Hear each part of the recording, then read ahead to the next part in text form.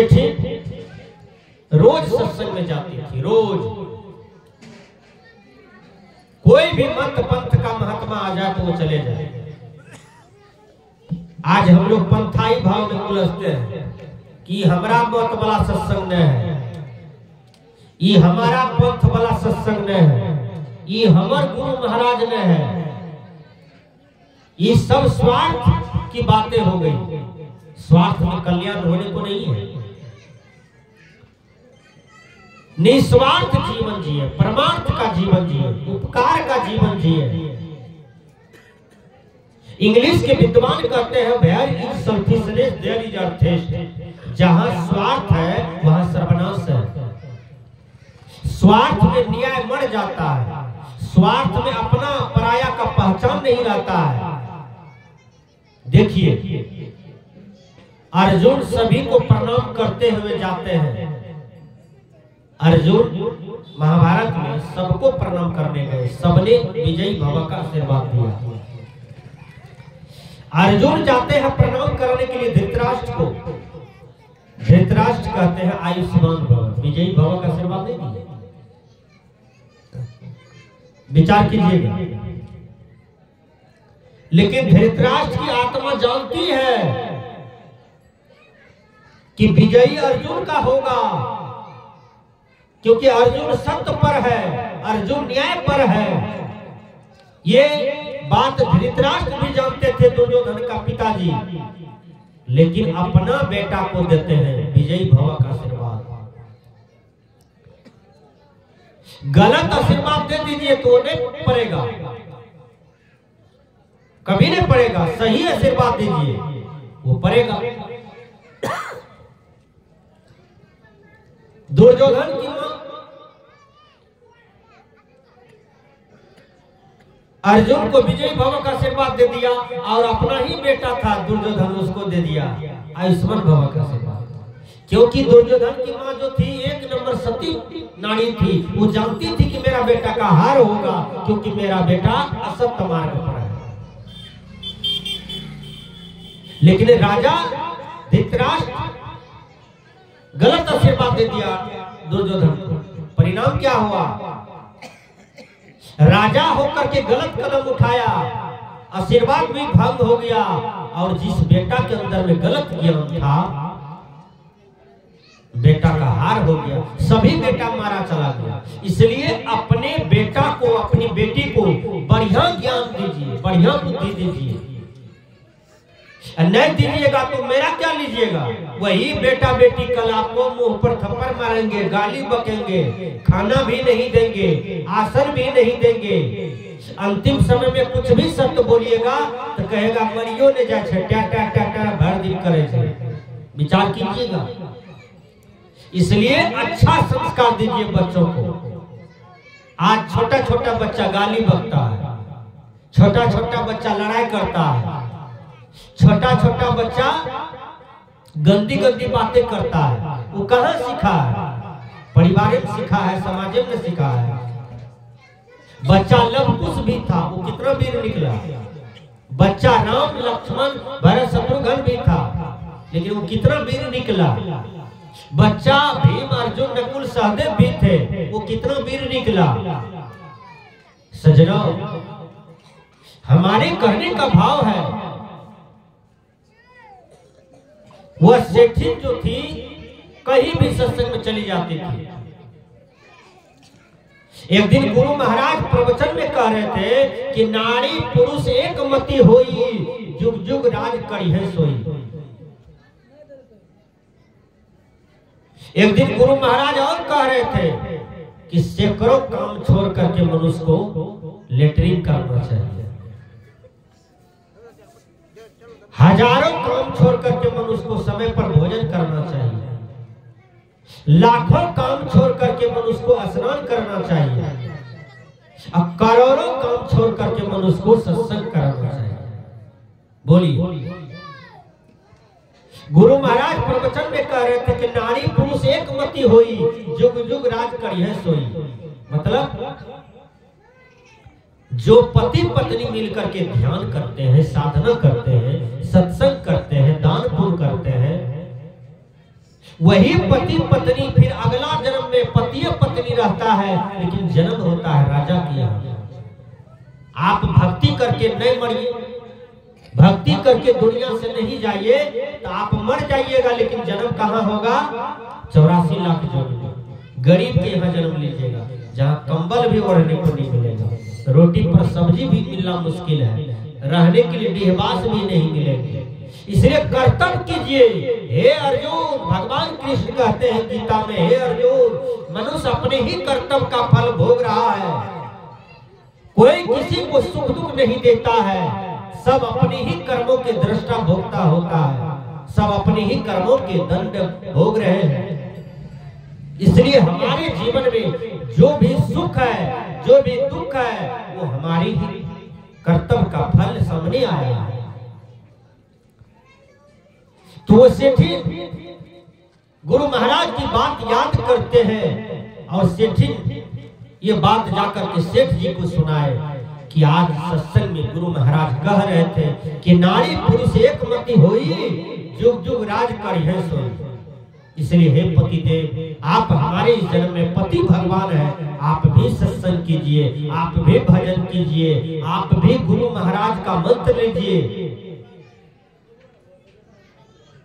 सेठ जी ने कहा, ये सब लेने से क्या फायदा, ये सब ढोंगी काम है, बढ़िया काम है। पत्नी खूब समझाती है, समझाते बुझाते हुए पत्नी सेठ जी को सत्संग में लाए। सेठ जी प्रथम दिन का विद्यार्थी था, पीछे में बैठ गया, सत्संग में आया लेकिन पीछे में बैठा। पीछे में जो बैठा तो सेठ जी को सर्दी हुआ था, नाक जाम था, नाक जाम था।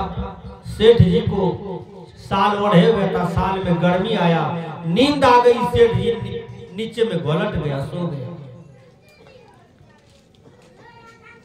सेठ जी सो गए। बगल में एक करिया कुत्ता था, करिया कुत्ता जिसको भी देख ले दिन में सोए हुए तो उसके मुंह में जाके लग शंका कर। सेठ जी का मुंह खुले था, वो कुत्ता आया मुंह में गड़गड़ा दिया, सेठ जी घोट गया सब पानी को नींदे में। जब सत्संग खत्म हुआ, प्रसाद लिया, सब कोई खाया, सेठ जी को भी सेठी जगाई, कहा चलिए। कल के हे जेबे तो घर सही है, लेकिन मुंह तो नून छायल लागे। पानी ला के दिया, कुल्ला करवाया, कितनो कुल्ला किया तैयो नून छायल नहीं जा मुंह। कल के हे गांव वाली, तू कहला रहा सत्संग मीठ लागे छे, नून छायल लागे छे, ठेक कला बड़ा। विचार कीजिए। फिर दूसरे दिन सेठ जी को पटिया के सत्संग में लाए। फिर सेठ जी साल ओढ़े हुए थे, नाक में सर्दी था, नाक जाम था, बेचारे को गर्मी आया, सो गया। वो करिया कुत्ता देखा सेठ सोया हुआ है, फिर आया, मुंह में गड़गड़ा दिया, सेठ जी घोट गया सब पानी। प्रसाद सब कोई खाया, सत्संग समाप्ति पर सबका मन मीठा हुआ। सेठ जी को नून छे पर नून छा, कल्लो नून छा, आजो नून छे। कहा गांव वाली, तुम हमको धोखा दे के सत्संग में लाती हो, तुम्हारा सत्संग नून छा है, मीठा नहीं लगता है। विचार कीजिए। तीसरा दिन फिर सेठ जी को सत्संग में लाती है सेठ जी। सेठ जी आते हैं तो घरवैया कहते हैं, आबू आबू सरकार, कुर्सी दे दिया, कहा बैसू बैसू सरकार। 10 मिनट सेठ जी सत्संग में बैठा, पूर्व जन्म का कीड़ा उसको धस गया दिमाग में, उठ उठ के चल गया। बहुत आदमी देखिएगा 5 मिनट बैठता है, भाग जाता है घर। बाबा जी बात क्यों सुनते हैं, नहीं कोनो काम मिले बाबा जी लग जा, बाबा जी लग बैठ कर बकर बकर सुनते रहो। उस सेठ जी चला गया घर, लेकिन सेठ जी के दिमाग में 3 बात अट गया। वो बात क्या है? आबू आबू सरकार, बैसू बैसू सरकार, मरचैल दरिए सरकार। ये 3 बात बात सेठ जी के दिमाग में आ गया। आबू आबू सरकार, बैसू बैसू सरकार, मरचैल दलिए सरकार। 3 बात सेठ के दिमाग में आ गया। सेठ जी सोचते सोचते जा रहे हैं, बोलते बोलते जा रहे हैं। जब खाने के लिए गया तो यही 3 बात रटता है। लेटरिन रूम में गया लेटरिन करने, यही 3 बात रटता है। हाथ मांजने गया तो यही 3 बात जपता है। सोने के लिए गया तो यही 3 बात जपता है। सेठी सत्संग से आई, कहा सेठ जी आज का सत्संग कैसा रहा? कहा 3 बात अच्छा लगा हमको। आबू आबू सरकार, बैसू बैसू सरकार, मरचैल दलिए सरकार, यही 3 बात हमको बढ़िया लगा। घर भैया खा पी करके सो गया। 12 जब रात बजा तो सिरकट्टा चोरवा सेठे जी के घर में सीन काट रहा था। सेठ जी को 12 बजे रात में नींद टूटती है। सेठ जी ख्याल पाता है कि सत्संग में जो सुनो लिए जाने की भूल गई। ख्याल पारते पारते पारते तब तक में चोरवा कोठी के पास पहुंच गया था। सीन काटते काटते सेठ को दिमाग में आया, ओ याद आ गया। सेठ जी जोर से घड़े में कहते हैं आबू आबू सरकार। चोरवा सोचता है कि सेठ जी कहीं हमें तो नहीं कर रहा है आबू आबू सरकार। सब चोरवा ड्राम के बगल में, कोठी के बगल में दुबक दुबक के बैठ गया। सेठ जी कहते हैं बैसू बैसू सरकार। चोरवा कहता है लगता है पूरे देख लिया है हम लोग को। काहे रे पटिया का तो बैठल है, यक्के बेर समाट उखड़ी कपार पर दिया लाग तो खत्म बाजीत है। भाग, सब चोरवा भाग गए। सेठ जी कहते हैं मरचैल दलिए सरकार। 3 बात वही चोरवे में फिटिंग हो गई, सेटिंग हो गई। अब सब चोरवा घर गया, अपना अपना कन्या को भेज दिया कि जाइए सेठ जी के चरण पकड़ के रोइएगा, कहिएगा माफ कर दीजिए, ऐसा काम आप फिर नहीं करेंगे हम लोग। सेठ जी के पास सबका कन्या आया, सब चोरवा का कन्या सेठ जी को टांग पकड़ करके खूब कांदे। सेठ जी कहा क्या हुआ? तो कुछ नहीं जानते हैं, हम तो तुम्हारा कुछ नहीं बिगाड़े हैं। जब पीछे गया लघु शंका करने तो देखा सीन काटा। तब मन में आया ओ लगता है इसी का मालिक सब आया था चोरी करने के लिए। तो सत्संग का 3 बात केवल जपन किया, आबू आबू सरकार, बैसू बैसू सरकार, मरचैल दलिए सरकार। 3 बात सेठ की संपत्ति को बचा दिया। उसी प्रकार सत्संग में जो भी बातें सुनते हैं उसको याद रखिए और उसको अपना ही जीवन में उतारिए। देखिए कितना फायदा मिलेगा। कोई आदमी झूठ मत बोलिए, झूठ बोलने से आयु घटता है। झूठ बोल करके कहां जाएंगे? झूठ बोलने से आपका महत्व घटेगा। झूठ बोलने से चित्त में अशांति बुझाएगा। झूठ मत बोलिए, सच बोलिए। सच में लक्ष्मी का वास है, सच में ईश्वर का वास है, सच में सुख शांति का वास है। इसलिए हर आदमी सत्य बोलिए। सत्यम ब्रूयात् प्रियम ब्रूयात्। तो सत्य सत्य है, असत्य असत्य है। अब ऐसा झूठ हम बोलते हैं किसी का बेटा को फांसी हो रहा है, देखिएगा लड़ाई किया है 2 आदमी, तीसरा आदमी झूठे गवाह दे करके जीवन भर परेशान करता है। वह झूठ कितना खराब है। फांसी पर चढ़ा दिया, वह झूठ कितना खराब है। आपका जमीन बेईमानी करवा दिया झूठ बोल करके, वह झूठ कितना खराब है।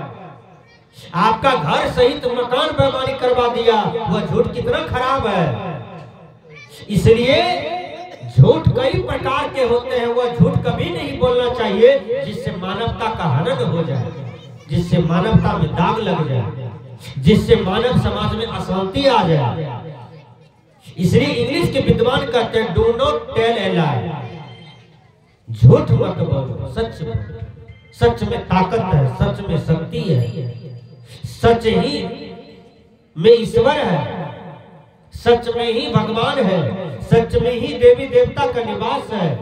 इसलिए हर आदमी को सत्य मार्ग पर चलना चाहिए। कबीर साहब ने इसी को कहा, सांच बराबर तप नहीं, झूठ बराबर पाप, जाके हृदय सांच है ताके हृदय आओ। जो हृदय में सत्यता है, उसी हृदय में ईश्वर का वास है। सत्य के समान कोई तपस्या नहीं और झूठ के समान कोई पाप